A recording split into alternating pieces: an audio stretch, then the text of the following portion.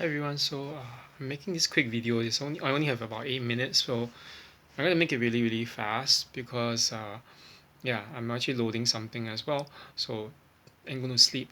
Okay, I just wanted to make something about this whole dynamics of abuse. Like, how do we know that we are in a situation or relationship of abuse and abused? Okay, the common claim that I think all of us have been indoctrinated into is that as long as there's no physical abuse, okay, as long as you're not being hit, okay, or beaten up, or yeah, basically as long as it's not treated with any physical violence, you're basically not abused. That is simply not true. Okay, abuse can be, it can take many forms. It can be that can be sexual. It can be emotional. It can be verbal. It can be spiritual. It can be financial as well. Okay, so it takes on many forms, and the thing is, even the manifestations of these different forms of abuse can be manifested in different ways. I think it's a bit too long, too short in terms of the length of this video to for me to talk about the different manifestations. But based on there's this very influential model that is called the wheel of power and control. Okay, I'm actually looking at it now on the other phone, which is the newer, not new, really old new phone, but the newer phone because of the fact that I've been changing phones over the last year. Okay, and yeah, with the phones getting spoiled and everything. Okay, and one thing to take note of is that this abuse dynamics in the wheel of power and control is always seen from the viewpoint of a man doing that to a woman. But in some cases, it can be the opposite. It can be actually be a woman doing to a man, or even a man doing to another man, or a woman doing to another woman. So it's not just in also in the it's not just in the context of let's say romantic relationships alone, but of course I think in that context of this it can be seen as DV as well. DV as in yeah, domestic yeah, violence.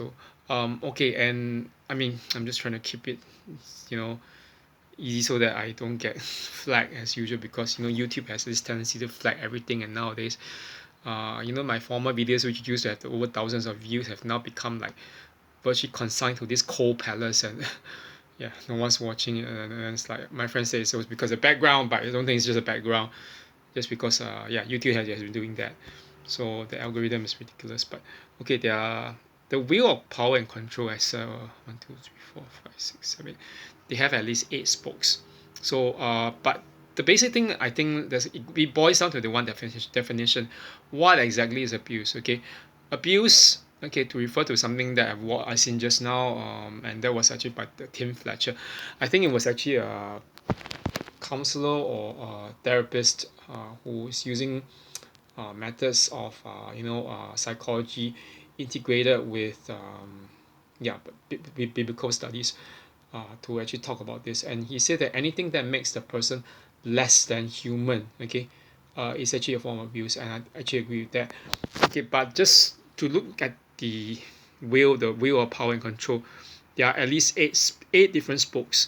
Okay, the spokes include, like, okay, for example, male privilege. Okay, it can sometimes can be female privilege, but it's just let's just say male privilege, which includes treating you, the victim, like a servant.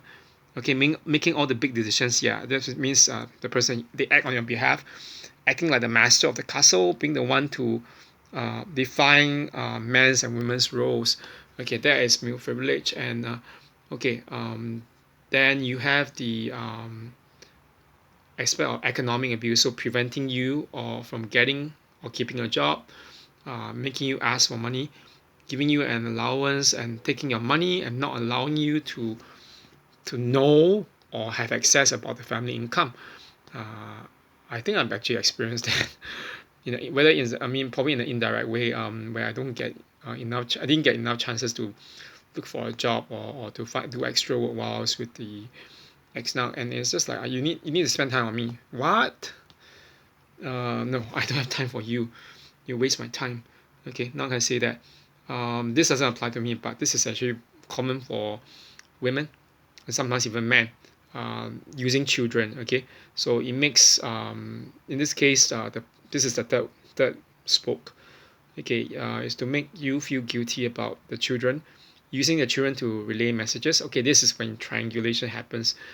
Using visitation to harass you, threatening to take the children away. I have seen some case of someone, okay, who actually lost his children, including a daughter and a son.